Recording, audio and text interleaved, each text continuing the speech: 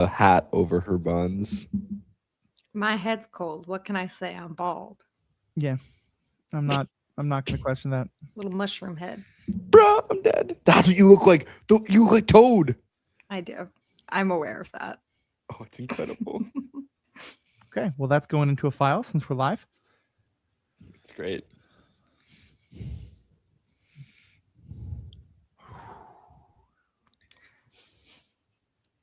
Waka waka. Waka waka. Hello and welcome to this episode of the Star Wars Generations podcast. Friends, we have a full team here. Alex is here. Aaron is here. I'm Matthew. I'm here. And you know who else is here? Maul. Not Darth Maul, just Maul, the Shadow Lord. Because the trailer for the TV show coming out pretty darn soon has hit the airwaves. It's a trailer that Alex got to see already at Star Wars Celebration, but now the rest of us have seen. And since we're also going through the Clone Wars at this point, and since a lot of people seem surprised by the fact that Maul is not dead, we thought this would be a good time to talk about the trailer and to talk about the Clone Wars episodes where we learn once and for all that, yes, Darth Maul did not die on Naboo. Being cut in half in the Star Wars universe does not mean automatic death, which is fair. You know, if it goes under all the organs, you know, there's ways to make it happen. I guess, you know, a lot of hate plus cauterization. But anyway, we're here. We're discussing it. So, Aaron, let me just kind of start with you, jumping right in. Maul Shadow Lord, how are you feeling? I'm so excited. I watched the trailer just a couple minutes ago. I haven't watched it yet. It looks really good. I'm excited about the way they're prefacing it with there being like so much of the downfall of the Republic and the rise of the Empire being important in this story. I'm excited about that. We're to assume that that's Darth Talon, right? Yeah. She looks a little pinker in the trailer. She hasn't been corrupted yet. Imagined. Okay, I guess that doesn't change their skin usually, but I guess. Yeah, so I'm excited to see that. I know we're just gonna get some of the best lightsaber fight scenes to exist because I mean, this is an assumption, but I would guess since Ahsoka and Maul's fight in the 7th season of Clone Wars was motion capture, I would guess they're doing something similar for this show to maintain the integrity of just Maul's terrifying lightsaber abilities. So I'm really excited for that. We already saw a bunch of really cool fight clips in the trailer, so I'm excited. It should be good. And it's taking us into an aspect of Star Wars that, although it's a time period we've talked about a lot and has been covered a lot, it's not aspects that we've covered before. We being Star Wars media consumers. Now, let's just lay some things out so everyone understands. What timeline are we in? You go ahead, Alex. No, you go. I was gonna make a guess, so if you have a better idea. I mean, we're in. First, I want to say it's 5 to 10 years post episode 3. I can't remember the exact, but it is early Empire. Yeah, the way it's been described is it is a few years into the Imperial era. So I think it's kind of like at the end of the Bad Batch TV show, but still a good ways before Rebels. We're kind of entering into that period, basically between like the Bad Batch and Solo. Yeah, and we see Maul engaged with multiple Inquisitors in the trailer, and one of them is the one we see Ahsoka kill in Tales of the Jedi before she had rejoined the cause or even considered rejoining the cause when she was still out in the farmland. So we're pretty early in the Imperial reign here. I mean, you even see from the Stormtrooper outfits that are very early Stormtrooper look. Yeah. And so let's we're not going to dive too much into the Clone Wars we're not going to dive too much into the Clone Wars episodes themselves right now, but just let's kind of establish the timeline, because again, there seems to be a lot of confusion out there. If I understand this, and you guys correct me, he has that fight in Phantom Menace, and then we don't see him again, and everyone thinks he's dead until in season 3 of the Clone Wars, a character named Savage Opress, who is also from the Dathomir clan that Darth Maul is from, becomes a dark side force user with the help of the Night Sisters. Mm. Who, if you don't watch the animated shows, but you did watch, I want to call it Thrawn. It wasn't Thrawn's show. It was Ahsoka's show, Ahsoka. But the Night Sisters showed up in that. But either way, Savage gets into a bad situation, gets defeated, and Mother Talzin, who's the head of the Dathomiri witches, tells him, go find your brother. And we see a picture of Maul, and a whole bunch of people went, oh my God, is Maul still alive? Because that was the first time it had been revealed. Now in season 4, the last 2 episodes of the season, the ones we'll be talking about in a bit, we see him for the first time. And he's really out of it. He's definitely still kind of like half there, but he is alive, and he's going to find his way back to being a dark side force user. He's not a Darth anymore. And then from there, he has a bunch of adventures. He becomes head of a crime syndicate at one point. That's referenced in Solo. So we do know that he's going to be around for a while after this show. And then, of course, he has his final moments in the TV show Rebels, which if you haven't seen, I strongly recommend. I'm not going to spoil exactly what happens, but it's a great kind of last chapters for this character. Did I hit all the major points here? I think so. Yeah. So what do we know about Maul's motivation at this point in time in the story? The trailer or the Clone Wars? The trailer. Okay. For the Shadow Lord show. My understanding, at least, is we see him in the Clone Wars send the syndicate leaders into hiding, and because this is before he is like, basically, I think he's coming out of hiding to fully amass a criminal empire where he rules at the top of all the top syndicates. That's the Pikes, the Crimson Dawn, etc. So that he could basically influence, as much as he can in the background of the galaxy, and kind of almost oppose Sidious through the underworld and become his own, dark Shadow Lord leader. Right. And it looks like in the trailer, if we are correct, which I am. So this trailer was actually slightly different from what we saw at Celebration. In Celebration, we do see that young girl wielding a red lightsaber.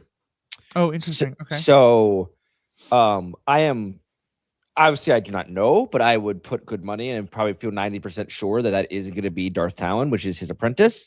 And so I think another motivation of his is to procure a Jedi runaway fugitive and turn her to the dark side to have his own like apprentice assassin, right? Dooku adventurous style. I feel like to do his bidding and secure power.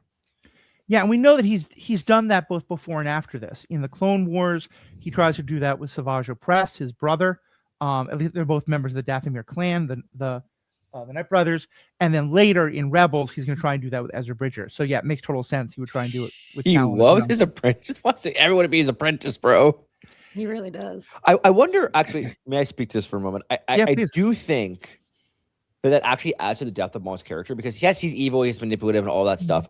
But in reality, like we've talked about this before, that Maul is a pretty tragic character. And I feel like one of his biggest insecurities is the fact that he was cast aside by the Emperor. He was cast aside by his clan. He just always is thrown aside. And he, even with Savage, he was seeking a brother. He was seeking a brother and somebody he could control. So his own illness, mental illness, he wants to be very controlling.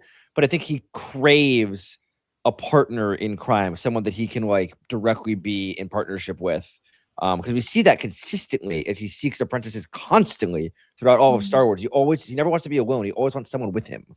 Yeah, and maybe it's just him. Sorry, Aaron, go ahead. No, you can finish. The last thing I was gonna say was maybe it's just him trying to mimic the rule of two that Palpatine always has an apprentice, but I feel like he's just an insecure little baby man child. Okay, I'm done. I agree to an extent. I see his character somewhat as someone who's been abused and manipulated their whole life. It's like if Anakin were to have been found by Palpatine as a baby instead of the Jedi finding him in his young age. Yeah. Rip. And it's just someone who has constantly been told what to do, told you're not enough, told you're a monster, like all this bullshit. And just, I think he has this, like you said, Alex, there's like an insecurity behind it of, well, now I have to be in control because my whole life I've been walked over and I've been used, and now I want to make other people feel like that because that's what I know to be power. Yeah. I think so. And I think, he has always been someone who he wants a connection and he wants a cause. If you go back to the Phantom Menace movie, he talks about, finally we will be avenged upon the Jedi. Finally, we will, all of this. The Jedi have never done anything to him. The Jedi don't know he exists. It's really that Thanos moment of, I don't even know who you are. But because he's a Sith, he's been raised as part of the Sith, and that's his thing now. And now, in the Clone Wars, I think there's this really interesting balance where the two people he hates most are Obi-Wan Kenobi, who he wants revenge against, but who also has this kind of like, I hate you, I hate you, I hate you, let's kiss, but I hate you, I hate you, I hate you, but I want you to be, you are the emotional focus of my life, and I want to be the emotional focus of your life, and I don't care if you love me or hate me, I just want that, like, it's that kind of like, I just want you to feel something about me, because then you're not going to toss me aside. And then at the same time, also, he wants revenge on the Sith. He wants revenge on Darth Sidious, as you said, for tossing him aside. And I think that's one of the things I'm most excited to see really explored is, and we get some of this in the Clone Wars, but I think this is going to be the first time it's really on this big a stage, is the idea that there are multiple different kinds of dark side users out there, and that it's not all the Sith. And I'm actually kind of curious. I know that the character in other settings is Darth Talon, but this is very specifically Maul. It is not Darth Maul, because he has, at other times in the Clone Wars and stuff, talked about how he rejects the Sith entirely. Do you think she's going to become Darth Maul, or is he not going to want her to have that title? Darth Talon. Darth Talon. Yeah, no, I followed. I'm just thinking. I could see it going a couple ways. I wonder if, you know what? Never mind. I have truly nothing to say. Alex? Yeah, it's a good question, because we always have known her as Darth Talon. Something I could see going down, Matthew, for her to reach that is perhaps that, like, she's Maul's apprentice, but like after a while seeks greater power, and so seeks to become a Darth and a true Sith. And so I could see, like, we don't see her obviously later in the show, and we know that like he was eventually like, left on that Sith temple. So like I could see her betraying him, or them getting into a fight, and her being like, I claim the title of Darth, and they like go at it. Because I don't think he would want her to take it either, because I think he sees that as like, if you're a Darth, you are a slave to the Sith mentality, and you're like one of Palpatine's ilk, and he hates Palpatine. Yeah, it'd be interesting I see that for sure. I definitely think it would probably come from an estrangement of sorts, instead of him encouraging or being okay with her taking that name. And if I may slightly shift the topic. Yeah, please. I'm kind of curious if Maul has any suspicions about Kenobi being alive at this point. I don't remember Rebels well enough to know if he has a big old reaction to meeting Ben. But I think that'll be interesting to see this character that has made Obi-Wan Kenobi the emotional center of his life after his revival. I'd be interested to see what happens when he sees that character being removed. Go ahead, Alex. He suspects that Obi-Wan is alive, but there is a scene after him and Ezra commune with the holocron where he runs out and he goes, "She's alive, she's alive," and he like runs out like losing his mind that he's alive. And then he has to bring Ezra back for that second communion to figure out that he is on Tatooine. But I don't believe Maul ever has confirmation. I think that Maul just kind of feels it in the Force that like Obi-Wan's still out there, but he doesn't know that Obi-Wan's still out there. Yeah, and the giddiness you just heard in Alex's voice is very much there. Like, that's an accurate representation, and that's kind of what I talked about, the love-hate. Like, we joke about Kiss. It's not that I think he ever wants that, but he doesn't want him to be gone. It's like, if you think, maybe actually the better analogy is, if you think about The Dark Knight, the second of the Christopher Nolan movies, there's a moment where Joker sort of says to Batman, like, I don't actually really want to know who you are. I don't want to catch you. I'm like the dog chasing the car. I wouldn't know what to do if I caught you. I want to just, focus my life on fighting with you. And I feel like that's kind of Maul with Obi-Wan here. Obi-Wan's hot. I agree, because for someone who wants revenge on Obi-Wan so fucking bad, he really passes up every chance to kill Obi-Wan in these first few episodes of him being back in the Clone Wars. Yeah, he definitely does. Obi-Wan just seems to always draw everyone in, and they become obsessed with him pretty quickly. Maul, Ventress, Grievous, Anakin, they're all just like Kenobi, and everyone's just like, bro, I'm just living my life out here. It's hard being this fabulous. Well, and in one of the episodes we'll talk about, we get to see Ventress and Maul literally fighting over Obi-Wan, which is kind of a great thing. And some of the best of the flirtation dynamic between Obi-Wan and Ventress that we'll get into. I just sorry, one last thing on this, then we can move on. I just want to picture what goes through Palpatine's head. That every fucking like Darksaber he's ever had to deal with is obsessed with this random fucking man who is like Palpatine's like, I have met Obi-Wan Kenobi. He's not that great. And like, I remember at the end of Obi-Wan when like Anakin's losing his mind trying to go after him, and Palpatine's just looking at him with his mouth wide open, like, bruh, how is everyone obsessed with the same motherfucker? So Obi-Wan just causing problems from the Empire since day one. It makes me so happy that Palpatine probably punches the air when he thinks about Obi-Wan Kenobi. I mean, Obi-Wan's the one who screwed up his plans, because he did have big plans for Darth Maul before Obi-Wan chopped him in half. Mm-hmm. One last thing about this, and then we can get into the Clone Wars itself. One thing I'm thinking about in terms of this is that often with some of these newer shows, we often, especially in this post, like once the Empire has begun era, but before the original movies or before even Rebels, we often see not the reaction to Order 66 anymore, but the reaction to, the Emperor's speech, to this is now an empire. I'm curious if we'll get something like that. Particularly, will we see the moment where Maul finds out that Obi-Wan is officially dead? And he doesn't believe it. Yeah. Because I'd be kind of curious. That would be an interesting way to sort of establish that dynamic of like, he's my most hated enemy, and I'll be so pissed off if someone else killed him. It's so funny, bro. It's tragic. It's so tragic. Oh my god. Anything else from the trailer itself before we start diving into his appearance in the Clone Wars, which will have a connection? Yes. I am just obsessed that we are once again getting our Clone Wars style animation back.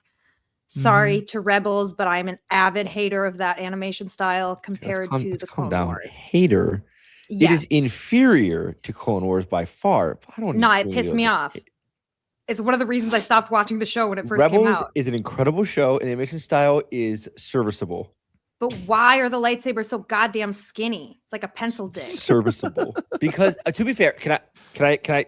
When it comes to lightsabers, size doesn't matter. The Rebels animation style is based on Ralph McQuarrie's original concept art for Star Wars. The designs for Chopper and the annoying protocol droid are the original designs for R2-D2 and C-3PO, and the lightsabers were originally designed to be super thin. So the whole premise there was it's supposed to be an homage to the original concept art, and that is why. Well, thank you for sharing that. I can definitely have some more. That sounded super condescending. I'm just emotionally dead inside. I'm tired out. Girl, I feel you. Yeah, I definitely can see that through a new lens now. So thank you for telling me. Aaron and I have seen each other out in those streets. We did out. We do. Inside. I hear that. I just give him a shoulder tap. I'm like, glad you're safe. Aaron saved my ears at a noise protest, actually. I did. Nice. Yes. Yeah. Nice. Yeah. We are all in the streets of Minneapolis right now, where the snow is bad, but the ice is worse. So that's what we're referring to there.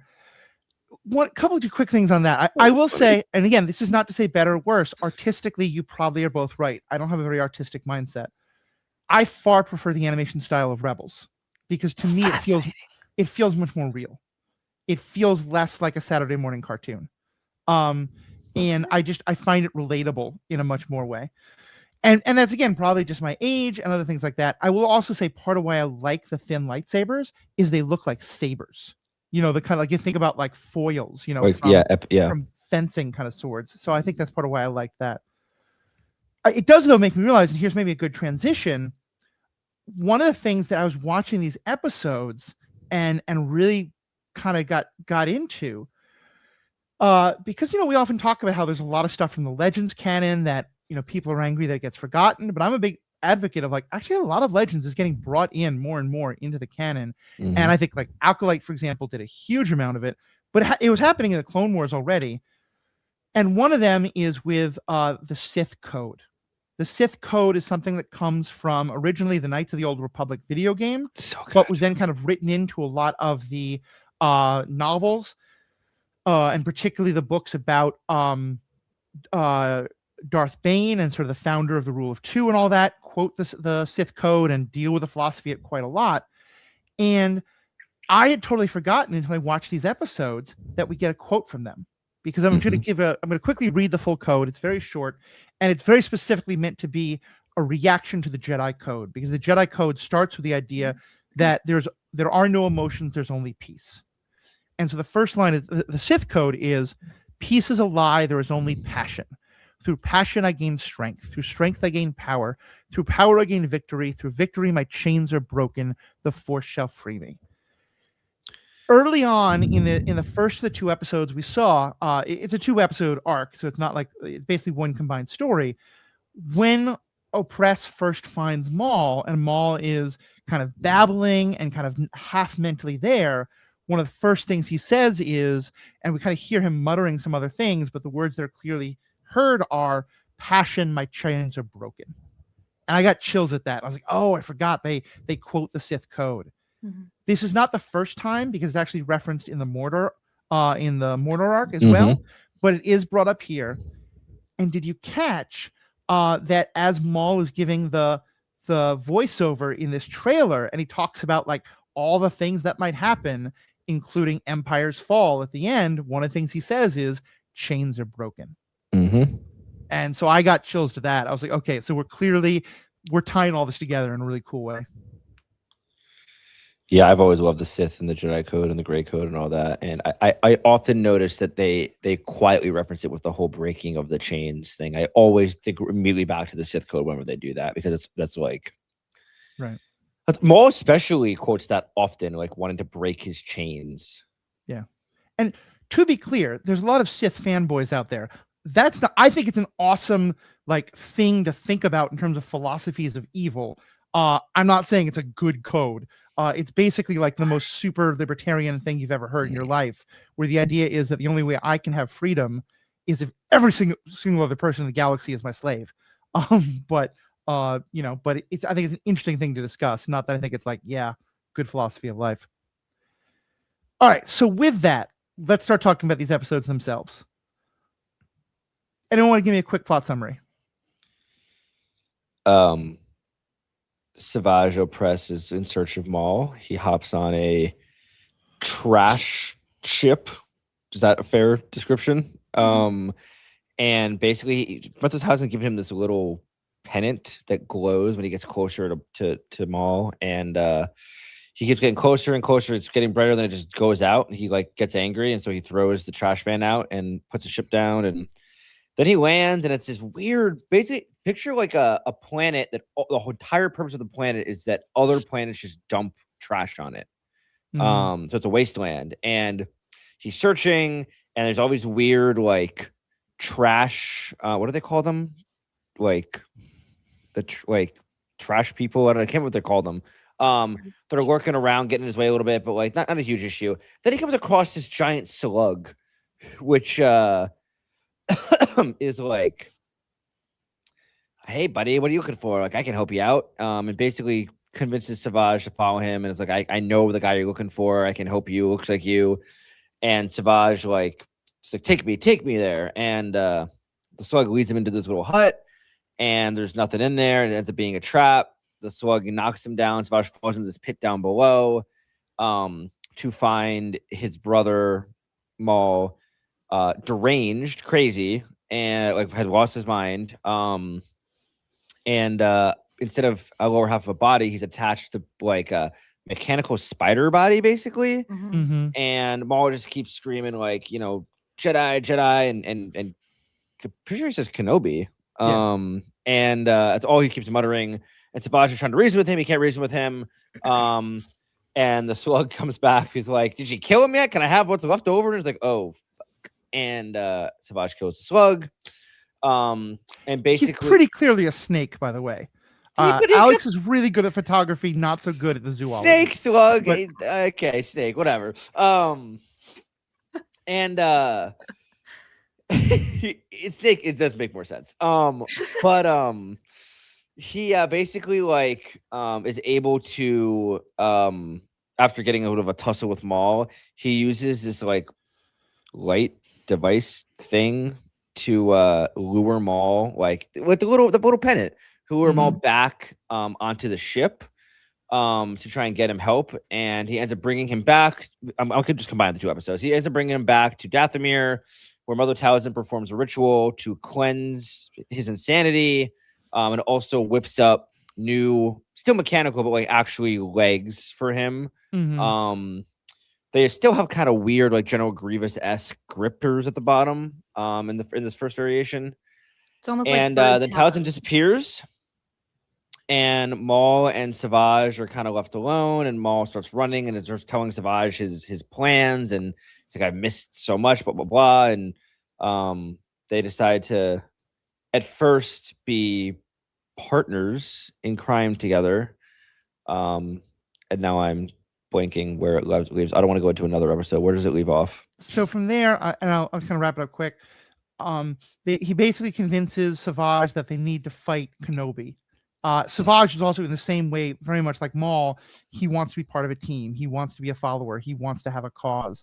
And he says, okay, so what we've got to do is do an act of horrible savagery. Right. Yes. And so they basically send a message to Obi-Wan that's a recording of them killing children and doing these horrible things, and saying, you have to come, and you have to come alone to this planet to face me, or else I'm just going to make this planet burn. Kenobi goes against the wishes of Mace Windu, but Yoda agrees that he should go alone. But also they're kind of like, yeah, well, maybe he won't be completely alone. We just won't send another Jedi. Obi-Wan goes, oh my God, surprise, it was a trap. He can't defeat Maul and Savage together. He gets knocked out, and great surprise, Ventress comes to rescue him. The four of them have a back and forth fight, during which Obi-Wan has some comments about making fun of Obi-Wan and Ventress are basically doing that bickering that should be what enemies do, but now they're kind of on the same side and they're kind of flirting, but they're bickering. And there's some great stuff about there's one of my favorite lines is Obi-Wan says, okay, we have to get out of this. And Ventress says, really? You're running away? And he says, well, I learned it from you. Because often she runs away from their fights. Mm-hmm. And then she just says, oh, now you're funny. It's just a wonderful set of lines.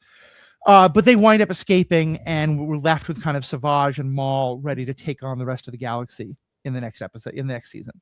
Except Maul and Savage don't have a cockpit. Yeah, they escape basically they're on the ship together, and they trap them in the cargo hold, and then Ventress and Obi-Wan launch away and kind of leave them floating.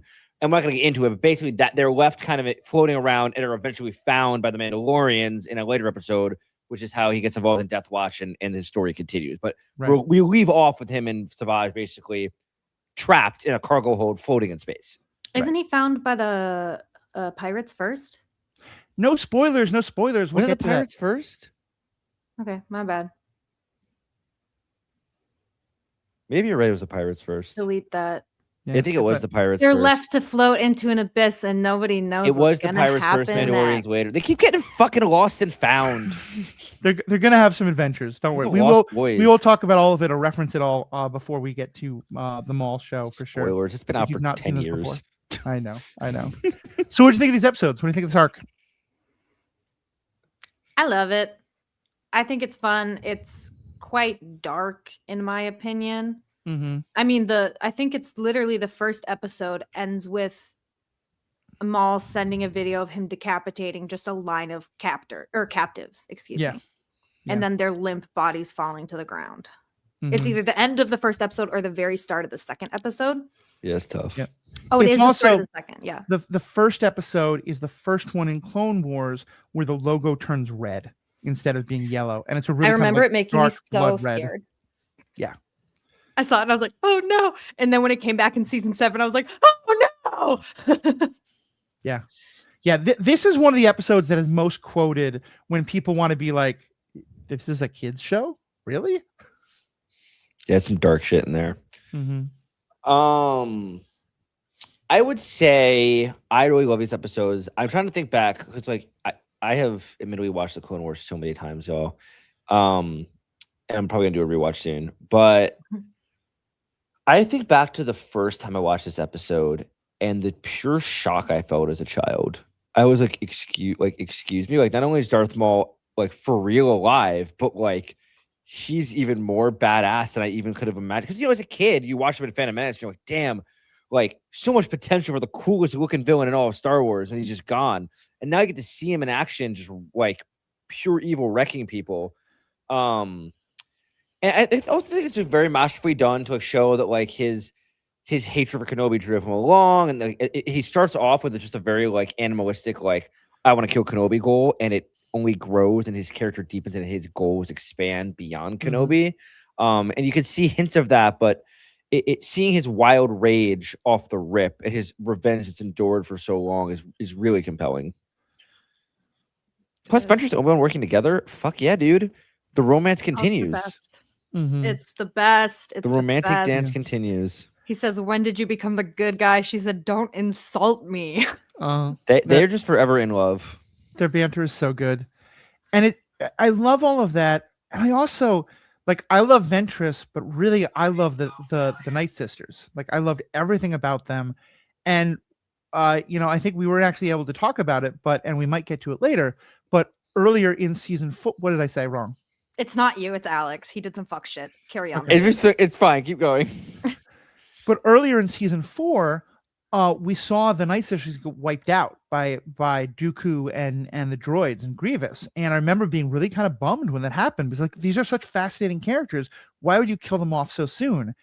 And so to find out that Savage can go back to Dathomir and Mother Talzin's dead, but like her spirit can basically reconstitute itself and then still use force powers, like much more so than Palpatine could, even in Rise of Skywalker till the very end. That made me so happy, and that made me really feel like, okay, so Night Sisters continue to be on their weird mystical stuff. They're badass. Their dark side is hell, but they're not Sith. Love this. And the fact that she does build those legs and it's kind of a techno thing, but is 100% force magic. I also really loved. Yeah, I'm so glad that the Night Sisters have like a slight revival. And honestly, in my head, because the episodes right before this is the episode right before it is Massacre. Actually, I lied. 2 episodes before this is Massacre when all the Night Sisters are killed. And I almost wonder if those episodes and these episodes aren't concurrent. And when the his little pennant, it was glowing and then it went dead. I was wondering to myself, is that when all the Night Sisters were killed? Is that when Mother Talzin's mortal body was killed? Oh, I like that. And then she later revives. Yeah. Never even considered that. And another thing, sorry, it's a bit of a topic change. Well, let me just say one more thing on that then, and then please change the topic. I don't want to have too many hopes or expectations for the show because I think that's been historically a really good way to get disappointed by it. And so I want to go in with just a complete open mind. So this is a possibility, not something I'm hoping for, but I think it might happen. We've seen that Star Wars is more and more trying to have, one property feed into another and kind of use one property to tell a story from one period of time that gives more context and lore for a group of people in another part of the time. We know that in the Ahsoka show, as I said, the Night Sisters are a very important group and are clearly going to be an important part of Ahsoka season 2. Hell yeah. So I wonder if Maul's going to have some encounters with Mother Talzin or even Asajj Ventress or some other. Doesn't Talzin get fully wrecked by Windu at the end of fully disintegrate at the end of the Clone Wars? She does get fucked, I believe. I'm pretty sure there's other Night Sisters, but I'm pretty sure she gets her shit absolutely handed to her thanks to Mace Windu and Matthew's favorite character in the Star Wars universe, Jar Jar Binks. And we all forgot about it due to the trauma of Jar Jar having a sex scene. Yeah, we don't have to. We will talk about that when we get there. Yellow. Yep. I'm pulling my safe word.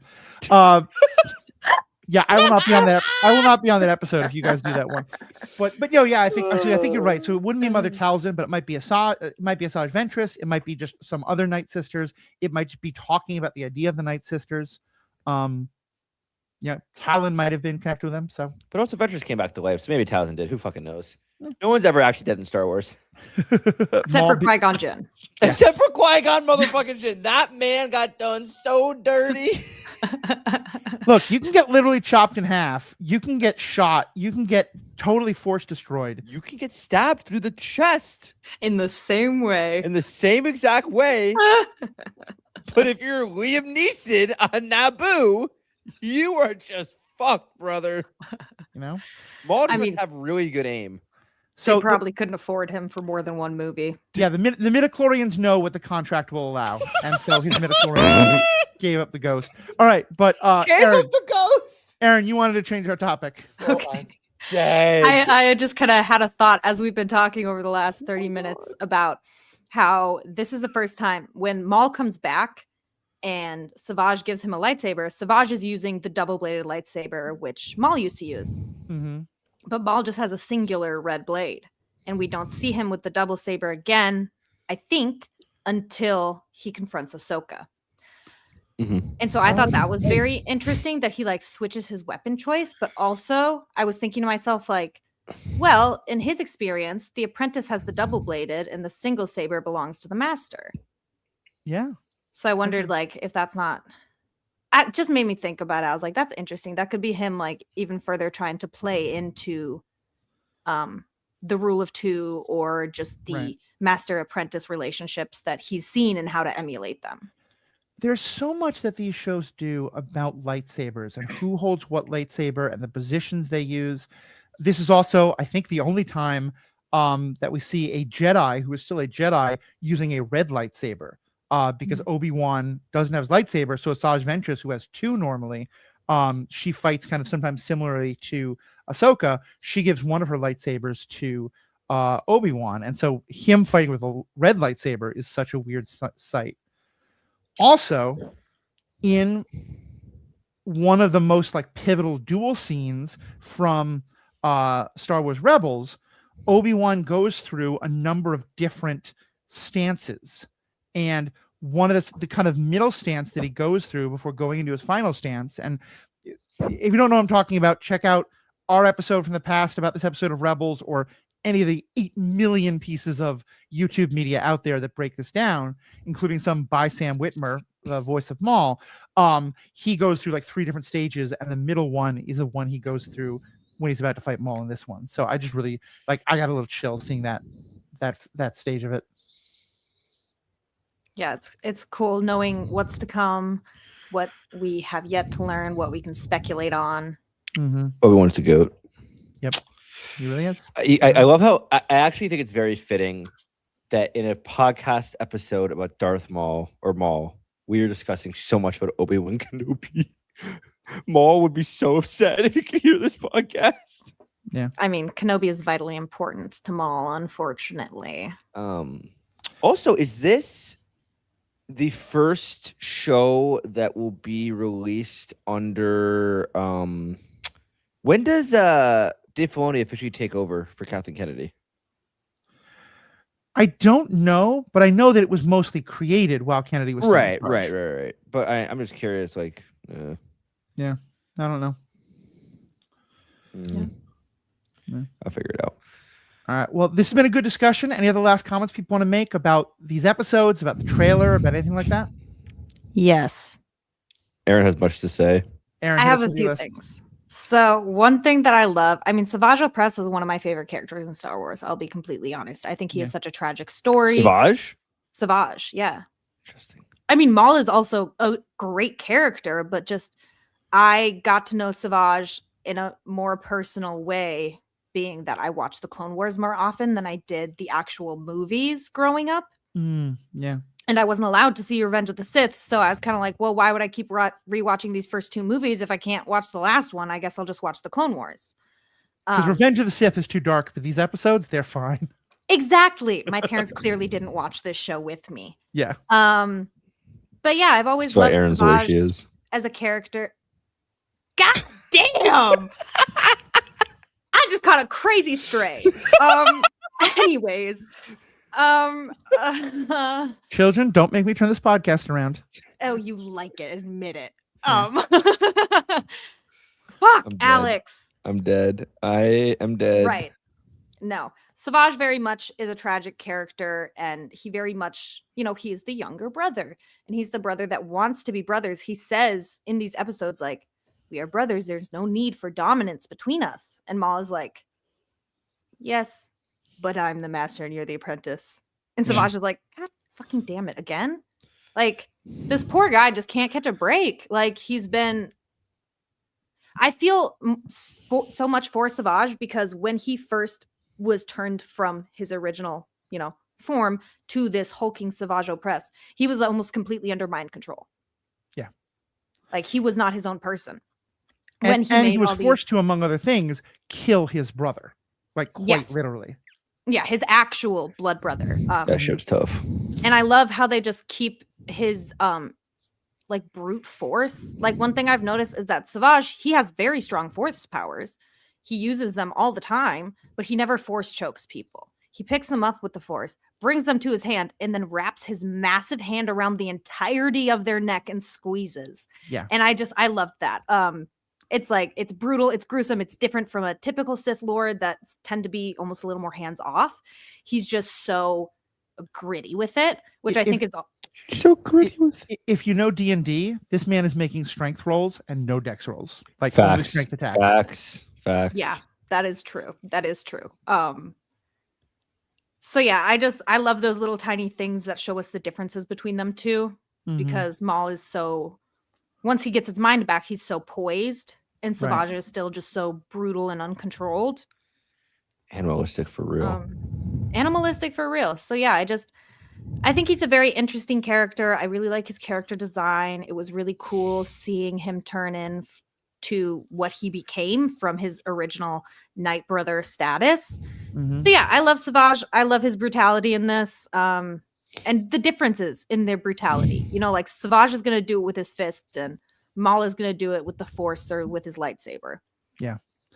And then my final bit, I just wrote down some of the rantings that Maul had when he was still Mr. Spider-Man in his little cave.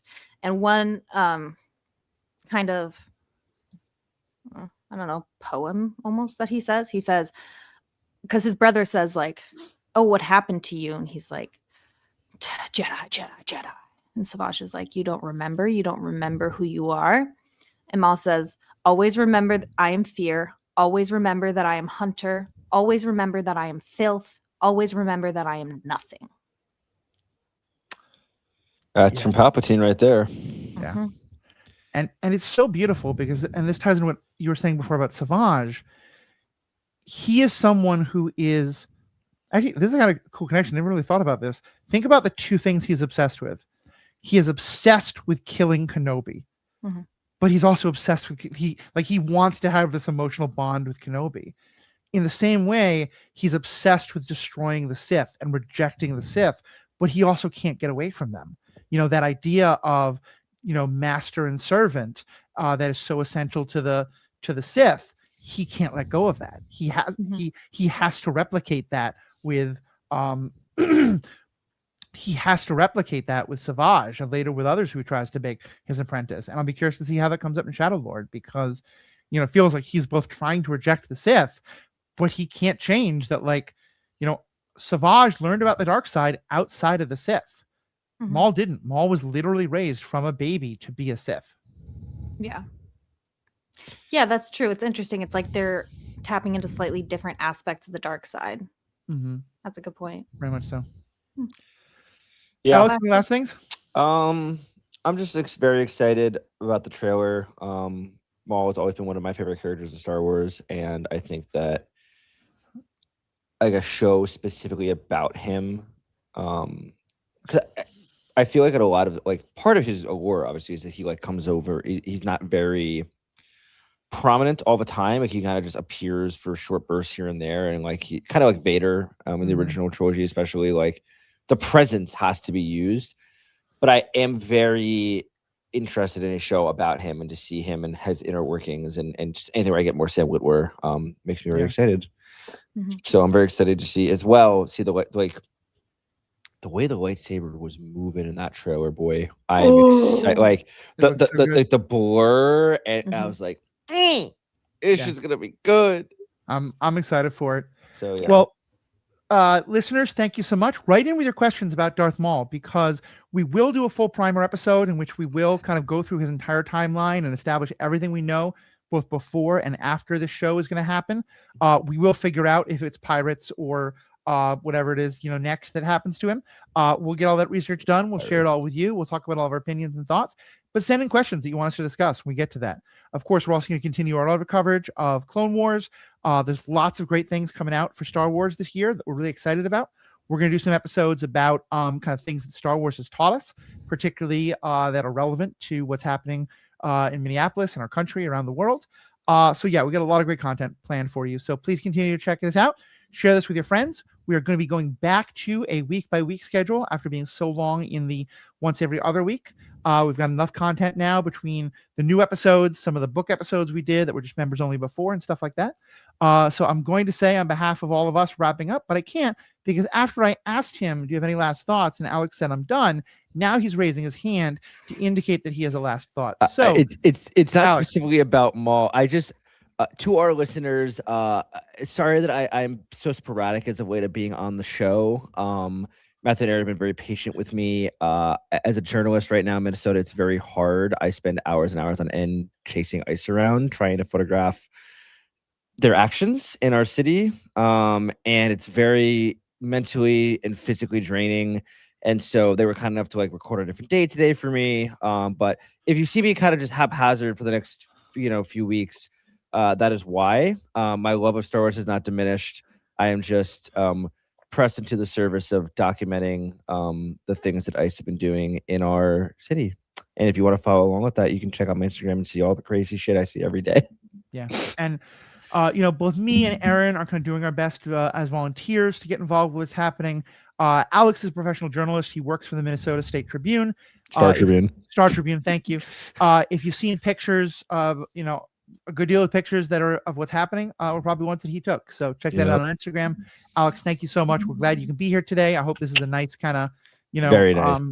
break from all that. Very nice. But certainly anytime you have to miss, and there might be times where we have something that we're planning to do, and then there's a last minute protest or something like that comes up, and we have to cancel because real life gets in the way sometimes. And these shows are great for what they inspire us to do, but sometimes we're going to be out fighting the Empire instead of. Star Wars is never more relevant than it is right now, Matthew. Never more relevant. Never more relevant. That's for sure. Well, thank you so much. On behalf of myself, Alex and Aaron, all you fans, we have spoken. Stay classy, Dathomir. I am nothing. Is what every ICE agent should say. I thought you were going to say, I was day. hoping for Kenobi. That's not from these episodes, so I can't pull it out. Oh, she just...